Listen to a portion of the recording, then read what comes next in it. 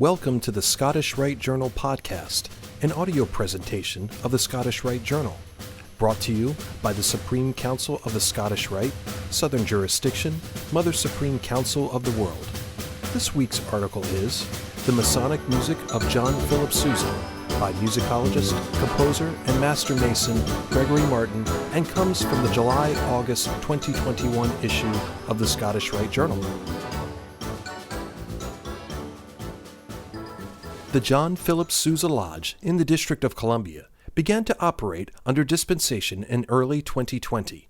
Its mission is to present programs on all forms of art with an emphasis on music, in alignment with the 7 liberal arts and sciences, focusing on a higher academic standard of research and presentation. Most know of this new lodge's namesake for the 136 marches he composed, and many as well for his affiliation with the many bodies of the Masonic fraternity. The formation of this new lodge invites us to recall how the Masonic music of John Philip Sousa, a native Washingtonian who joined the District of Columbia's Hiram Lodge, number 10, in 1881.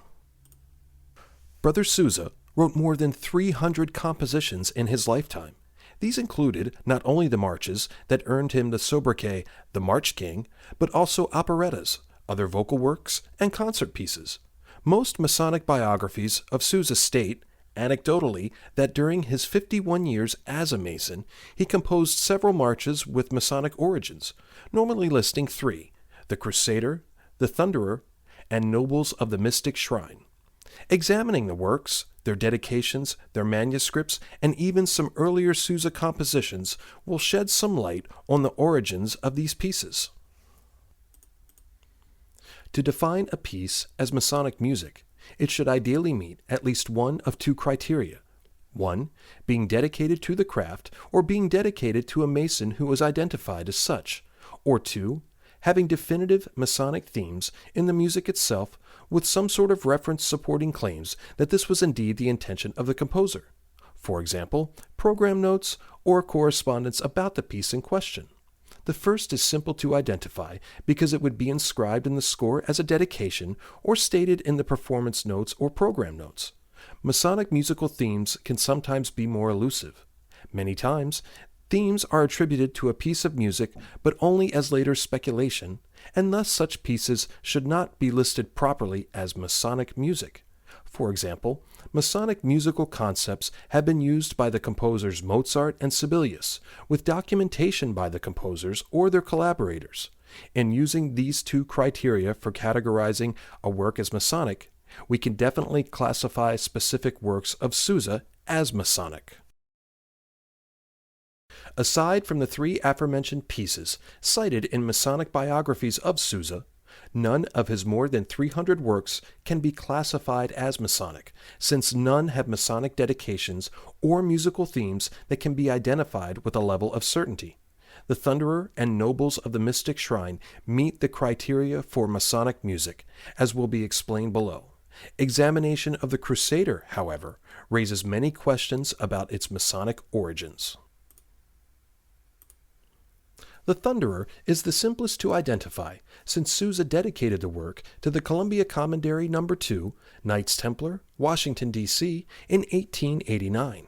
He composed it for the occasion of the 24th Triennial Conclave of the Grand Encampment, which was held in October of 1889 and was sponsored by the Columbia Commandery.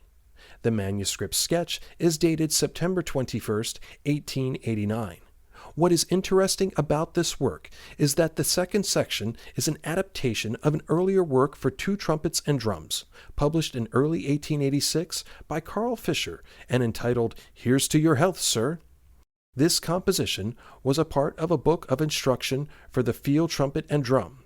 Sousa would have composed "Here's to Your Health, Sir" prior to his being knighted as a Masonic Knight Templar in December of 1886. There is no written documentation by the composer about any specific Masonic musical themes in the composition itself, and thus the Masonic connection appears only in its dedication. The second credited Masonic work is the Crusader, which is said to have been written shortly after companion Sousa had been knighted in the Columbia Commandery.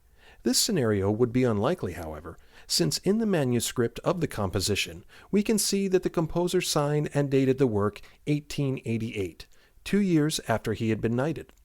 This work carries no dedication to any Masonic body. It is often suggested that the title has a connection to the Knights Templar, but there are no notes by the composer, neither in the score nor in any concert program, about this work being Masonic or about the Knights Templar.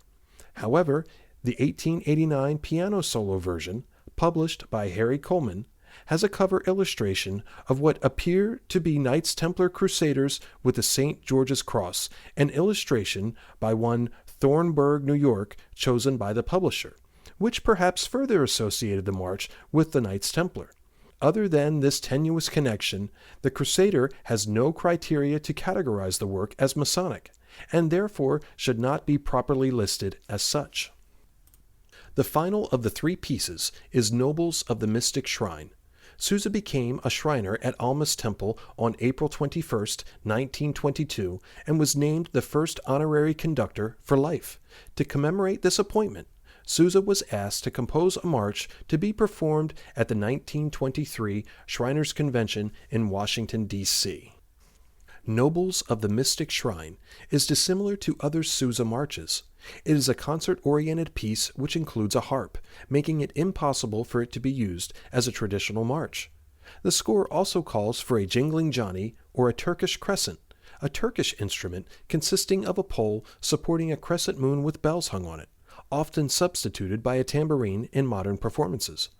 Sousa's music uses the percussion to allude sonically to a Turkish style of music as a connection to themes used by the Shriners. His use of percussion throughout the work emphasizes the mystical feel of the piece. The march starts off in a minor key, something that few of Sousa's marches do, yet it is still distinctly a Sousa march even with the slight Turkish undertones in the percussion.